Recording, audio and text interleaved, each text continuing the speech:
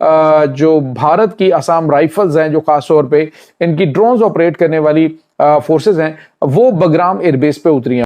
Bagram Air Base has been offered to India in lieu of us vacating the Tajikistan Air Base. मैं बार बार अर्ज कर रहा था कि जो इनके वज़ीर दिफा हैं राजनाथ सिंह, ये चाहे जैसलमेर हो या गुजरात में भुज का इलाका हो, जहां भी जा रहे हैं ये बराह रास्त धमकी दे रहे हैं जंग की पाकिस्तान के खिलाफ। बगराम एयरबेस के इर्द गिर्द मौजूद बताया जा रहा है कि वो अमेरिका की जानिब से वहां पे छोड़े जाने वाले 12-13 जो ड्रोन्स हैं उनको एक्टिव कर रहे हैं, उनको उन्होंने एक्टिव किया है। सर जय हिंद, रणजीत कुमार तिवारी सर, जय हिंद, बहुत बहुत शुक्रिया समय देने के लिए, थैंक यू सर। नमस्कार सर।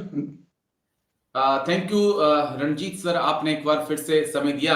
असम राइफल के कई मेरे दर्शकों ने मुझसे रिक्वेस्ट की, उनके कमेंट्स आए कि सर के साथ एक बार फिर से आप कोई प्रोग्राम करिए, एक दो मुद्दे उठाइए, तो मुझे लगा कि मैं सर के साथ आपके साथ बातचीत करता हूं।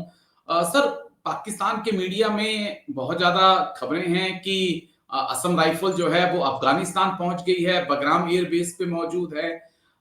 जो ड्रोन वहां पर जो है वो बकायदा तालिबान को भी ट्रेनिंग दी जा रही है कि कैसे आपने ड्रोन को ऑपरेट करना है, और पाकिस्तान का मीडिया ये दावा कर रहा है सर। हालांकि हिंदुस्तान का मीडिया चुप है, गवर्नमेंट चुप है, वेबसाइटें चुप हैं, हमारे न्यूज चैनल्स चुप हैं। तो मुझे लगा कि मैं आपके साथ बातचीत करूं कि क्या वाकई में असम राइफल बगराम पहुंच चुकी है सर? बिल्कुल सर। सर जहां तक मतलब ये असम राइफल के बगराम एयरबेस पे जाने की बात है, तो ये जैसे आपको पता है वैसे भी मुझे भी मतलब ये पाकिस्तान की जो मीडिया है, जो उनकी सोशल मीडिया है या फेसबुक वगैरह पोस्ट है या जो उनके न्यूज चैनल है, उनके माध्यम से भी मैंने ही देखा। मतलब मुझे भी पाकिस्तान मीडिया के थ्रू ही मतलब जानकारी मिली। और ये जो मीडिया के थ्रू जानकारी आती है, ये भी एक प्रकार का इंटेलिजेंस है, जिसे आप ओपन सोर्सेज इंटेलिजेंस कह सकते हैं। इंटेलिजेंस तो चारों ओर बिखरा हुआ है, उसे गैदर करने की जरूरत है। तो सर जब मैंने देखा तो ये मतलब इसमें कोई मतलब शक नहीं रह जाता है कि असम राइफल्स के ड्रोन वॉरियर्स बगराम एयरबेस पे पहुंच चुके हैं। बिल्कुल मतलब मैं ये तो दावा तो नहीं करता हूं कि ऐसा हुआ है, बट हाँ मैं इस बात को लेकर निश्चिंत हूं कि ऐसा हुआ है। तो जब तक ऐसा नहीं होता पाकिस्तान की मीडिया में ये खबर नहीं आती, और अपनी मीडिया तो खैर कभी बताएगी नहीं, क्योंकि गवर्नमेंट ने इस बारे में कोई ऑफिशियल स्टेटमेंट नहीं दिया है। जब तक गवर्नमेंट ऑफिशियल स्टेटमेंट नहीं देती है तब तक हमारी कंट्री की मीडिया उस बारे में बात नहीं कर सकती है। लेकिन ये सच है कि असम राइफल के ड्रोन वॉरियर्स वहां पे गए हुए हैं। ये इसलिए गए हुए हैं सर कि अगर आप मतलब पिछले कई ऑपरेशंस देखें तो सब में असम राइफल के ड्रोन वॉरियर्स ने अपना कमाल दिखाया है। चाहे आपका अभी हाल फिलहाल में एनएससीएन के कई कैंप्स के ऊपर, जो एनएससीएन का KYA फैक्शन है, के यांग फैक्शन बोलते हैं जिसको, वो उस फैक्शन के ऊपर अभी मतलब म्यांमार के अंडर में स्ट्राइक करके उनको काफी नुकसान पहुंचाया था, जिसके बारे में आपने भी मतलब हमारे दर्शकों को बताया था। उससे पहले भी बहुत सारे मतलब ड्रोन से संबंधित मतलब एक्शन असम राइफल ले चुकी है। और जहां तक मुझे पता है 2016 से असम राइफल बड़े पैमाने पे हर ऑपरेशंस में, यहाँ तक कि नॉर्मल आरओपी में भी असम राइफल ड्रोन को यूज करती है। और हमारे काफी सारे जवान ड्रोन्स में ट्रेंड है। अभी आपने देखा होगा न्यूज में कि ऑपरेशन सिंदूर के बाद बीएसएफ ने अपना ड्रोन स्कूल बनाया, इंडियन आर्मी ने अपना ड्रोन स्कूल बनाया, बट असम राइफल तो ये सेटअप बहुत पहले कर चुकी है। 2016 में मैंने देखा था कि जो हमारा ARTC है, असम राइफल ट्रेनिंग सेंटर, वहां पे ड्रोन की ट्रेनिंग दी जा रही थी। उसके बाद मैं वहां पे मतलब सेंटर में एज ए इंस्ट्रक्टर पोस्टेड था। जब मैं यूनिट में गया तो देखा कि ड्रोन का तो बड़े पैमाने पे इस्तेमाल हो रहा है। बाद में हम लोगों ने भी यूज किया, हम लोगों ने भी सीखा, और ड्रोन से हम लोगों ने कई सारे चीजों को मतलब बहुत सारे ऐसे काम किए जिसके लिए मतलब एक पूरी बटालियन लगा दी जाए तब भी वो काम नहीं हो सकता, लेकिन उस काम को एक ड्रोन कर लेता है। बस एक ऑपरेटर चाहिए और ड्रोन कर लेता है। ड्रोन की मदद से हम दुश्मन के ऊपर सर्विलांस कर सकते हैं, दुश्मन के ऊपर टारगेटेड मतलब अटैक भी कर सकते हैं। तो बहुत सारी चीजें हैं, और मेरा मानना है कि आज के टाइम में असम राइफल से बढ़ करके कोई भी ड्रोन के मामले में कोई भी उतना महारत हासिल नहीं रखता है जितना कि असम राइफल रखती है। और आपने देखा होगा सर ऑपरेशन सिंदूर, या जो मतलब अभी ऑपरेशन महादेव हुआ था, जिसमें ये पहलगाम में अटैक करने वाले टेररिस्ट को मारा गया था, इस सब में असम राइफल ने मतलब अपना बहादुरी दिखाया था। तो बहादुरी और सिर्फ बहादुरी भी नहीं दिखाया था, उन्होंने बहादुरी के साथ साथ अपना टेक्निकल स्किल्स भी दिखाया था। और उस टेक्निकल स्किल में ड्रोन्स, नाइट विजन, ये जो मतलब बहुत सारे आले आ रखे हैं, इंस्ट्रूमेंट आ रखे हैं, उन सबको यूज करने में असम राइफल किसी भी स्पेशल फोर्सेस से कम नहीं है, बल्कि मैं तो ये कहूंगा कि उनसे ज्यादा ही है। तो अभी जैसा कि हम लोग न्यूज देख रहे हैं, बाहर का, पाकिस्तान का देख रहे हैं, या कई अफगान चैनलों में भी ऐसा आ रहा है कि जो बरगाम एयरबेस है, अफगानिस्तान ने इंडिया को सौंप दिया। और इंडिया के लिए बगराम एयरबेस का सर एक काफी स्ट्रेटेजिक इंपॉर्टेंस है, क्योंकि आपको पता है कि बगराम के नॉर्थ में, यानी अफगानिस्तान के नॉर्थ में जो तजाकिस्तान का हमारा एयरबेस चल रहा था, आपने उसके ऊपर वीडियो भी दिया है, वो बंद हो गया। उसके काफी दिनों बाद मतलब हमारे फॉरेन मिनिस्टर्स ने या उनके ओहदेदारों ने इस चीज को एक्सेप्ट किया, स्टेटमेंट दिया कि हाँ हमारा वहां एयरबेस बंद हो चुका है।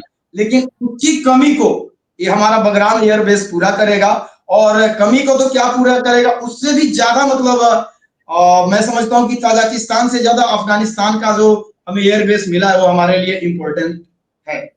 और जो हमारे मतलब असम राइफल्स के जो भी मतलब ड्रोन ऑपरेट करने वाले जवान गए हैं, उनका ये काम होगा कि वो जो अफगान फोर्सेस हैं उनको ड्रोन की ट्रेनिंग दे सके, और जो उनको ड्रोन्स हैं वहां पे मतलब हर चीज जो ड्रोन से जुड़ा हुआ, जो भी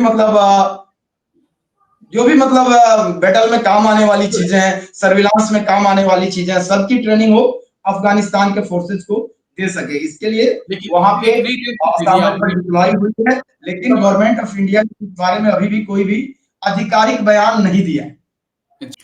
पंडित जी, क्योंकि असम राइफल की कुछ बटालियंस जम्मू कश्मीर में भी तैनात हैं, वहां पर भी असम राइफल के नाम से आतंकी डरते रहते हैं। उनको पता है कि अगर असम राइफल से पंगा ले लिया तो ये हमें जिंदा खा जाएंगे।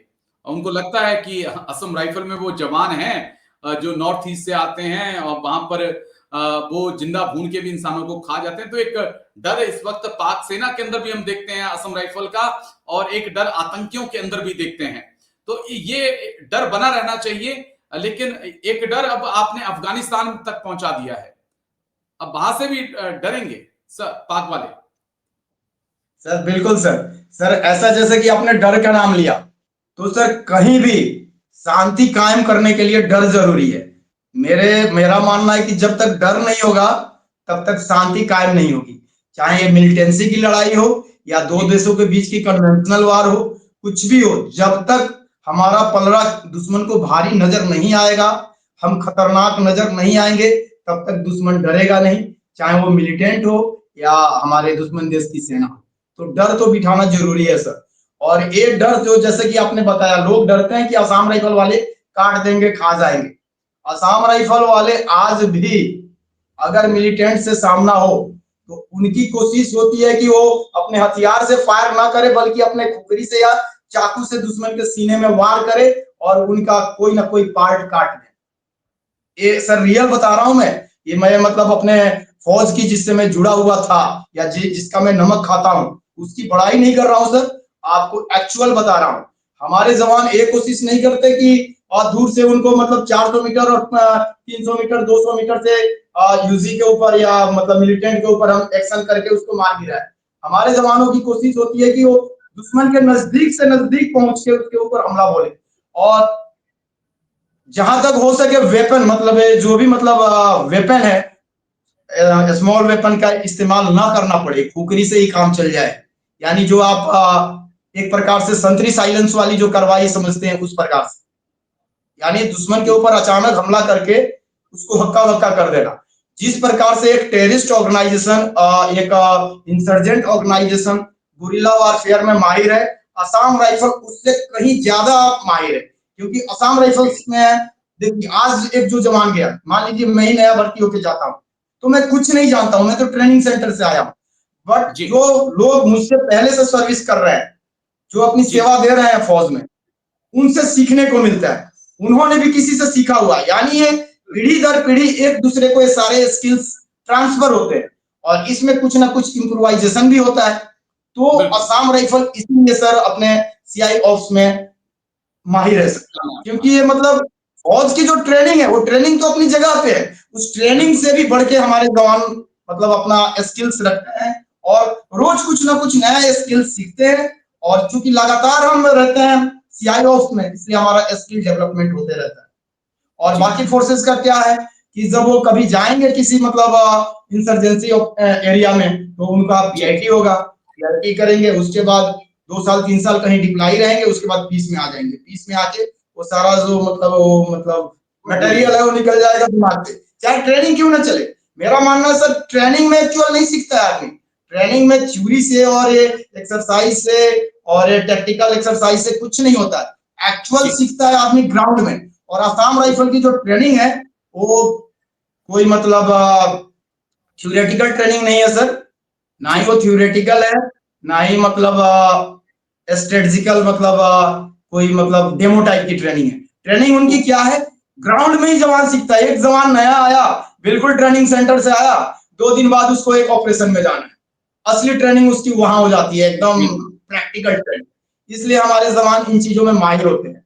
और लेकिन सब अपनी जगह पे ठीक है, लेकिन हमारे काम को आज भी गवर्नमेंट ऑफ इंडिया रिकॉग्नाइज नहीं कर रही है। काम हम करते हैं, नाम इंडियन आर्मी का आता है, वो ठीक है, इंडियन आर्मी का है, अच्छी बात है, हम इंडियन आर्मी के लिए ही काम कर रहे हैं, बट हमारा भी तो नाम आना चाहिए और हमें भी वो मतलब इज्जत मिलना चाहिए जिसके हम हकदार हैं। मैं यहाँ पे बात किसी पैसे की, किसी बेनिफिट की नहीं कर रहा हूँ, बात कर रहा हूँ मैं इज्जत की। तो वो इज्जत हमें नहीं मिल पाता क्योंकि लोग हमारे बारे में जानते ही नहीं है। अब जानने लगे हैं, अलग बात है। अभी धीरे धीरे जानेंगे सर। बस 1-2 पॉइंट और थे जिसके ऊपर मैंने बातचीत करनी थी।